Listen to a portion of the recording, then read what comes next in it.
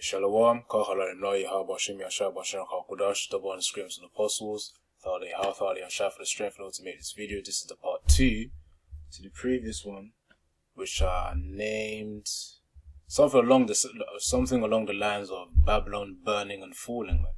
You know, it's all towards the fall and burn, the burn and the fall of Babylon. Because really, again, to the destruction of Babylon. So I'm gonna continue the video and make some points with the precepts as well, priorities as well. And before I start again, speaking of the burn, let me get this one here. Revelation 19:20. And the beast was taken with him, the false prophet that wrought miracles before him, with which he deceived them that hath received the mark of the beast and them that worships his image. These both were cast alive into a lake of fire, burning with brimstone. So of course, those who really don't tease this doctrine properly, which in other words, this includes the heathen as well, they regard as a false prophet. But really, that's talk about the Roman Catholic Church as well. And the system, that beast system of which Esau has built, which is really based off of the NATO and the EU. The thing is, all of that is going to be destroyed, it's going to be burned up, that's the point. So, all those who took the mark of the beast as well, who were tricked, got enticed to receive the mark of the beast, they're going to be burned as well. These both were cast alive into a lake of fire, burning with brimstone. Let's talk about the nuclear missiles. So much missiles hitting America, it's going to be like, damn. People going to think like it's lava there, man. Because how lava looks like, man. It's like a lake of fire as well. So how much more when with those nuclear missiles, man. With all the chemicals used there in order to, create that bomb. That explosion effect, and not just the explosion effect, for the heat as well. To be ramping up, to rise up. Whereas all of that, Roman Catholic Church, NATO, EU, B system, it's all going to be done out, man. Parents are going to be destroyed. That burning is really towards them, and of course, including those who took the mark of the beast, because they're worthless at that time.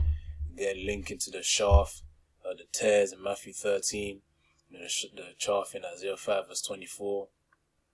It's all links, man. The stub of Esau.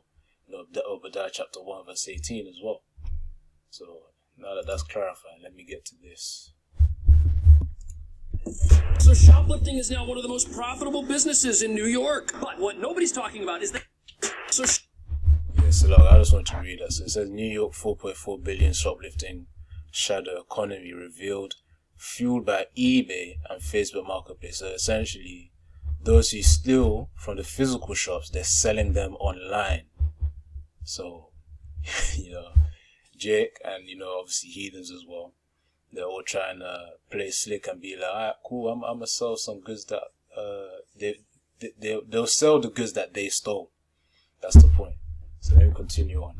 Shoplifting is now one of the most profitable businesses in New York. But what nobody's talking about is that even though everybody knows shoplifting is a massive problem here, it's only going to get worse. Because state lawmakers just had the chance to increase penalties for retail-related crime, and they said, you know what, that's not a good idea, we're not going to do that. Meanwhile, every single store, from your dollar store to your drugstore, is a criminal's paradise. And we've seen brands like Target close locations, and one of the newest malls in New York City, which cost over $1 billion to build, is now completely closed. All the stores shut down inside over crime. All because the city's leaders think punishing criminals will somehow make the problem worse. But critics say not punishing shoplifters is why we now have professional shoplifters. This is what they do 40, 50, 60 hours a week, proving that crime pays in New York unlike anywhere else in the country. And critics also say shoplifting is a tax on the poor, because every single time something gets stolen, it's another reason for retailers to raise prices, which hurts the law-abiding who don't steal things for a living. But to understand the real reasons why shoplifting here is such a problem, you've got to understand New York's laws don't just encourage shoplifting. No, they actually go so far as to protect criminals, allowing them to operate in ways that are so blatant and so visible, most retailers don't stand a chance.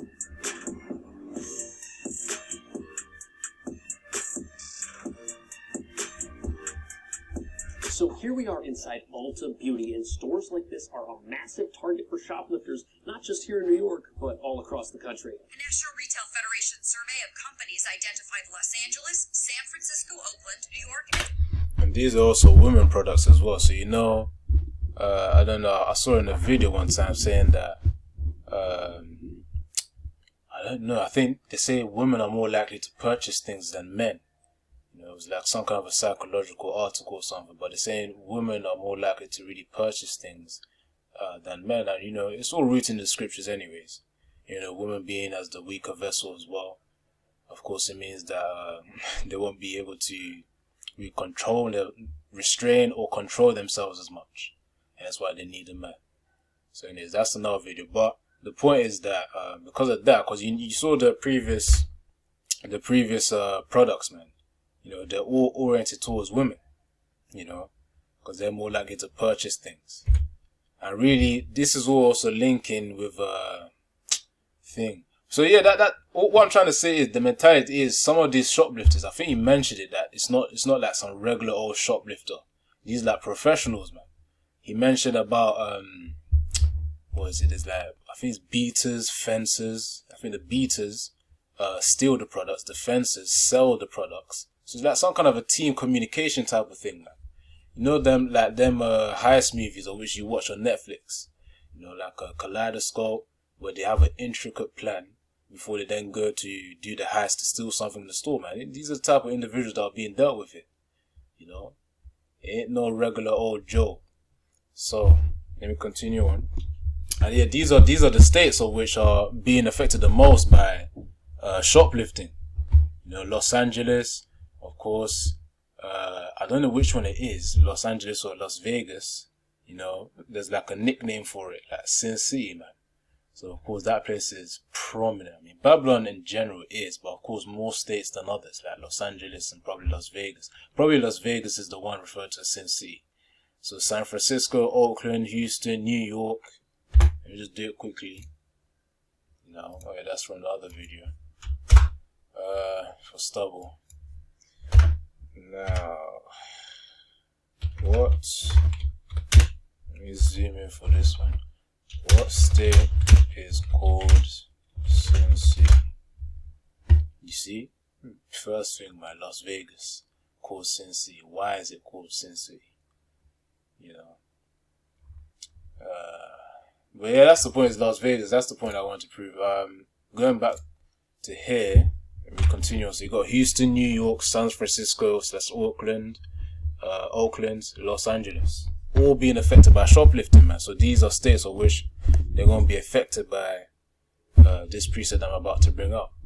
Seattle as the top major cities hit by retail crime. Organized rings, as opposed to lightning flash smash and grabs, use what are called boosters to steal items that then go to fencers who resell them for cash. That's what I'm talking about. Boosters. I said beaters. Boosters are the ones who steal. Fencers are the ones who resell them. You know, that's why they're calling it a business now, man. The crime is the business. It's a madness. But yeah, I said I was gonna get a precept as well. Actually, let me let this recording finish a little bit, and then I'm gonna get the precept and come back to it. I think people feel like it's hopeless. So we know that New York has a $4.4 billion shoplifting economy, and in every economy you've got different people doing different things to allow it to get that big. And the people stealing from stores like this, they're just part of the equation, because stealing's only half the battle. After they get these products out of the store, they gotta bring them somewhere, and they've gotta get help to get them into the hands of customers. And behind each person who steals something off a shelf, there is an entire network of warehouses and distributors that help them get these things into the hands of people who think they're legitimately buying them. At the bottom of this pyramid, you've got the thugs on the street that are stealing, and at the top, you've got the millionaires who are making bank. For example, that overpriced product you found online, extra cheap, yeah, that was probably stolen from here. And in a city like New York, where stealing under $1,000 worth of stuff is just a misdemeanor, this is a recipe for disaster. Not just here in New York, but in every city with lax laws that don't punish criminals. Prosecutors say the alleged ringleader. Alright, before I then get onto this one, let me get that precept. Okay. So Isaiah.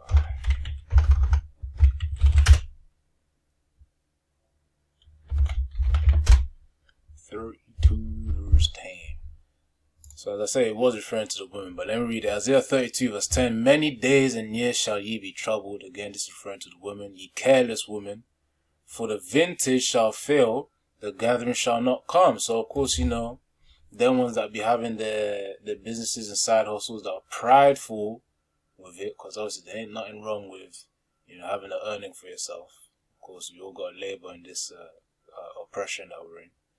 So, but the point is, in that time, that these prideful women as well, it says ye careless women, you know, not watching their attitude, their behavior, you know, their vintage, their gathering, you know, resource abundance will all fail, man. It won't come. It'll be a time where it's like, cool, the payment ain't coming through the business, you ain't getting no job, you ain't getting no income. And that really coincides with, it really links with the scripture of 7 women to 1 man. Because you're going to need a man of Yahweh Shem Yahshai in order to really get some resources of food. Because of course Yahweh Shem Yahshai is said he's not gonna what's it talking about? I was thinking of Job 5, you know, let me just get it quickly. Like, we're not gonna be hungry. That's the point I want to say. We're not gonna be hungry. So it says at Job 5 verse 22, at destruction and famine thou shalt laugh, neither shalt thou be afraid of the beasts of the earth. So the point is, we're not going to be hungry, man. So, because obviously if we're laughing and then there's a famine, it means that we're still going to be eating as well. We're not going to wither away. Yahweh Shem Yahshai got us. So, and that's the type of faith and confidence we should have in Yahweh Shem Yahshai. As the scriptures say, man, our confidence is in them. You know, so yeah, back to this, you know, in fact, let me even search out. Let me search it out. So it says a year or place in which wine, especially wine of high quality, was produced, relating or denoting wine or high quality. And you know, the scriptures did mention here in Isaiah 32 verse 10 that it says, ye careless women. When a woman becomes careless, she's also drunk. Well, when a woman is drunk, she also tends to be very careless as well. So, obviously, the vintage being mentioned here, you know, there ain't going to be no time to be being drunk as well. You can see in that perspective too. But then the gathering as well, you know, the income, the businesses, the job, you know, the payments, that's all going to slow down. That's the point. And it's obviously not just for women as well. It's the society in general too. You know, as the beast system's being set up. Order out of chaos, the Latin, which means order out of chaos. Come, so I think that was that. Let me actually get another one. I think this is, this is the one actually, So 2nd Ezra 15, verse 16, for there shall be sedition among men, and invading one another, they shall not regard their kings nor princes, and the course of their actions shall stand in their power. So of course they're going to have a good justification and reasoning for the reason why they're acting the way they're acting, man. For this sedition. For them not respecting their kings nor princes, man. You know, seeing them Edomites up there, they're going to be like, who are they? They ain't nothing. You know, people having such a high regard just for the flipping for the flipping royal family. Man, they're going to be like, we don't care. That's the mentality that they're going to be in. You know, as society gets harder and harder, they're going to realize, these aristocrats and, you know, high rulers, elites, you know, of Esau, Edom, they don't really care about them. People are going to realize that, and then more and more people are going to realize that. And as society then falls, you know, with all the shoplifting going on, you know, shoplifting gangs, with all that going on, vintage shall fail, that's there, you know, gathering, things are going to slow down, man. In fact, where is it? It says, for there shall be sedition among men. So, of course, all of these things happen in society, the downfall of society, that's what's going to bring sedition. And in fact, what does sedition even mean? It says, conduct or speech inciting people to rebel against authority of a state or monarch. That's why I said they're not going to regard their kings, you know, or rulers. You know, that's what sedition means. It means rebellion against the authority, simplistically speaking. So, Shalom Yaratazah. I'm going to do another third part, and then